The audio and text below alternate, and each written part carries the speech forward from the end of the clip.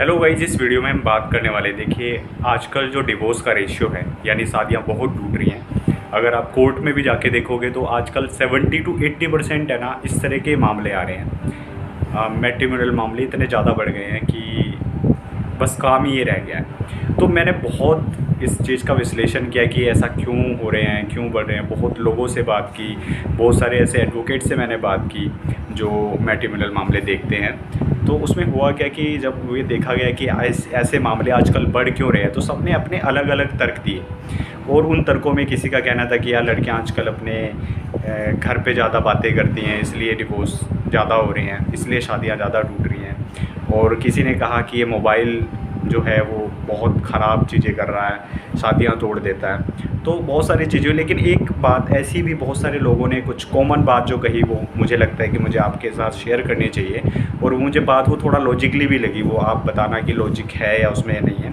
देखिए, हम बचपन से लड़कियों को सिखाया जाता है आजकल, और लड़कियां जब शादी करने को होती है तो बोलती है कि नहीं, हमें पहले इंडिपेंडेंट कर दिया जाए, कि जब वो हम इंडिपेंडेंट हो जाएंगे हम तभी शादी करेंगे। तो मुझे लगता है कि ये डिसीजन थोड़ा सा हार्म होगा। अब बहुत सारे लोग इस पर कॉन्ट्राडिक्ट करेंगे मुझे कि नहीं यार ये क्या बोल रहे हो आप। तो इसमें होगा क्या कि जब इंडिपेंडेंट आप हो जाओगे, आप कमाने लग जाओगे, यानी आपकी डिपेंडेंसी आपके हस्बैंड पे जितनी कम होगी उतने शादी टूटने के चांसेस ज़्यादा होते हैं। क्योंकि अगर आप किसी पे डिपेंड ही नहीं हो, अगर एक हस्बैंड एक वाइफ आपस में दोनों एक दूसरे के डिपेंड ही नहीं है, तो अब वो एक पॉइंट ऐसा आ जाता है कि आपकी मान लो लड़ाई हुई, आपने बात करनी बंद कर दी और एक दूसरे पे आप डिपेंड है नहीं, तो बात करने का कोई लॉजिक भी नहीं बनता। ऊपर से रिलेशन या जो भी आपके XYZ जो भी रहे होंगे, उन्होंने कुछ मिर्च मसाला लगा दिया, तो बस चीज़ें ख़त्म।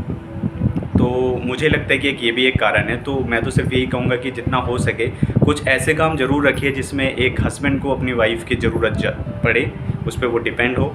और वाइफ यानी दोनों अपोजिट, अगर मैं बात करूँ कि एक वाइफ पे भी उसे डिपेंड रहना चाहिए और हस्बैंड को भी, ये मैं शायद उल्टा बोल रहा हूँ, एक हस्बैंड को भी अपनी वाइफ पे डिपेंड रहना चाहिए और वाइफ को भी अपने हस्बैंड पे डिपेंड रहना चाहिए। तो शादियां चलने के चांसेस ज़्यादा होते हैं। पुराने ज़माने में यही होता था, क्योंकि लोगों पे मतलब जो हस्बैंड होते थे उन पे खाना कम बनाना आता था, बहुत सारे मतलब ज़्यादातर डिपेंडेंसी हस्बैंड की वाइफ पे होती थी। और मुझे लगता है इस वीडियो से आपको वो सीखने को मिलेगा और आप इस चीज़ का ध्यान रखेंगे। अगर आपकी कोई राय है तो प्लीज़ हमें कमेंट बॉक्स में बता सकते हैं। टिल देन बाय बाय, मिलते हैं किसी दूसरी वीडियो में।